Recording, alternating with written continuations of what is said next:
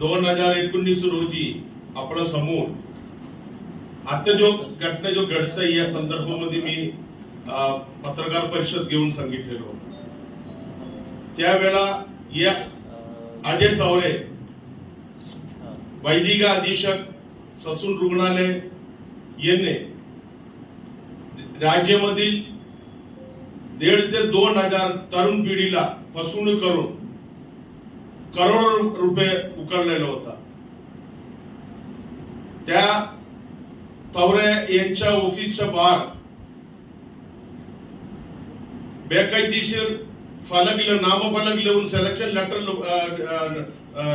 लिहून महाराष्ट्र गव्हर्नमेंटच्या government dot in असा वेबसाईट तयार करून करोडो रुपये घेतले। या संदर्भामध्ये 2019 रोजी मी आपल्या समोर या विषय मांडलेला होता। अजय तवरेवर काही करू शकत नाही। जो काही आरोग्य विभागाचे मंत्री असन, संचालक असन, आयुक्त असन, सगळ्यांना त्यांच्या हप्ता जात त्यामुळे काही करू शकत नाही। आज पुन्हा पोलिसने डेअरिंग केला आहे, उद्या त्यांना सुद्धा ठेवणार नाही। हे बाहेर आल्यानंतर त्या मंत्री आणि या अजय तवरे हे दोघं मिळून त्या पोलीस अधिकारी जो काही आता कारवाई केली त्यांच्या उच्च मागणी निश्चित होणार आहे। आमच्या सुद्धा जीवाला धोका आहे। आपल्याला कल्पना असेल किडनी रॅकेट आज ससून हॉस्पिटल मध्ये पुणे जिल्हा असन ग्रामीण विभागातले जो ऍक्सिडेंट होत असन, जो मोठ्या प्रमाणे जो पेशंट असन ससून हॉस्पिटल मध्ये घेऊन येतो। समजा एखादा पेशंट मरणार असेल, त्याच्या आतले सगळा अवयव काढून किडनी असेल किंवा अधिमत्वाचे जो अवयव काढून करोड रुपयाला त्या अजय तवरे विकत असतो। या संदर्भामध्ये अनेकदा आम्ही आमच्या संघटनेच्या वतीने वैद्यकीय संचालक असन, आयुक्त असन, मंत्रालय असन, सगळ्याकडे मी तक्रार केल्या, बैठकही घेतला। परंतु मंत्रालयामध्ये 6व्या मजल्याचे आशीर्वाद अजय तवरेवर असल्यामुळे त्याला किती तक्रार करा, आज सस्पेंड दाखवणार, दुसरे दिवस प्रमोशन देऊन दुसऱ्या ठिकाणी बसवले जातो। अंमली पदार्थ काही दिवसापूर्वी ससून हॉस्पिटलमध्ये जप्त केला।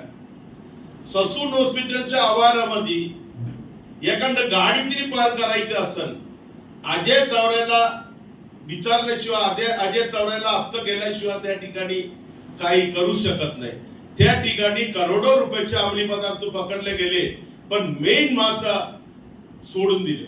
अजय तवरेपर्यंत चौकशी झाला नाही। वैद्यकीय अधीक्षक आहे, त्याच्या अंडर ससून आणि विद्या मेडिकल हॉस्पिटल आहे, त्याच्या चौकशी का झाला नाही? त्याच्यामुळे त्या ठिकाणी मोठा मोठा जो गुंडांना त्या ठिकाणी आश्रय देतो।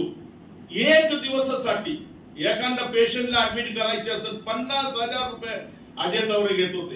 कितीतरी पेशंटला त्या ठिकाणी ऍडमिट करत होता। कोरोनाच्या काळ अरे एखादा लाश त्या स्मशानभूमीपर्यंत न्यायची असेल, त्याच्यासाठी लागणार जो अँब्युलन्स आहे, त्या मारी जो पेशंट असेल त्यांच्या नातेवाईकाकडून त्या पैसे वसूल करायचे। तेच अँब्युलन्सच्या बिल शासनकडे देऊन करोडो रुपये अजय तवरेने उकळले। बघा, मेलेल्या माणूसला सुद्धा सोडला नाही। ससून हॉस्पिटल मध्ये 43 व्हेंटिलेटर केंद्र शासनाने दिलेलं तिथं पाडून असून त्याचा वापर केला नाही। त्याच्यामुळे कितीतरी कोरोना बाधित मरीज त्या ठिकाणी मेले गेले, कितीतरी लोकांना जीव गमवायला लागले व्हेंटिलेटर अपुरतामुळे। तरी त्यांना त्या 43 व्हेंटिलेटर कडे ते लक्ष दिला नाही। अजूनही तिथं गेंज खातोय, त्याचा यूज करत नाही। ड्रिंक अँड ड्रायव्हिंग मुळे 2 लोक कल्याणी नगर मध्ये मृत्यू झाले। असं कितीतरी लोकांना यांना नील रिपोर्ट दिलेला आहे। पोस्टमार्टम मध्ये सुद्धा पोस्टमार्टम रिपोर्ट समजा एखादा ऍक्सिडेंट होऊन मेला किंवा सुसाईड केलेला आहे किंवा काय असेल, त्याला या देणे घेणे करून त्या पोस्टमार्टम रिपोर्ट मध्ये सुद्धा हेराफेरी करतोय। आज त्यांनी लाखो रुपये तिथं घेतो. 1 महिन्याच्या तवऱ्याचे इन्कम आहे 2 करोड रुपये 1 महिन्याचे. म्हणून आता आपल्याला माहिती असेल डॉक्टर यल्लप्पा जाधव आणि अजय तवरे. अजय तवरेची बदली झाला तरी ते जायला तयार नाही. यल्लप्पा जाधवचं तिथं पोस्टिंग येऊन त्याला तिथं बसू देत नाही होता, कारण 2 करोड रुपये महिना तिथं मिळतो. तर तुम्ही विचार करा मित्रांनो, हे किती मोठा गुन्हा आहे. एखादा डॉक्टरवर विश्वास कितीपर्यंत आपण ठेवायची ससून सारखं आहे. आणि एखादा निष्पापी यांना दोषी ठरवण्याचे काम या अजय तवरे करत होते पैशापोटी. आणि काही लोकांना जो गुन्हेगार आहे त्याला सोडण्यासाठी नील रिपोर्ट देऊन अजय तवरे करोड रुपये घेत होते.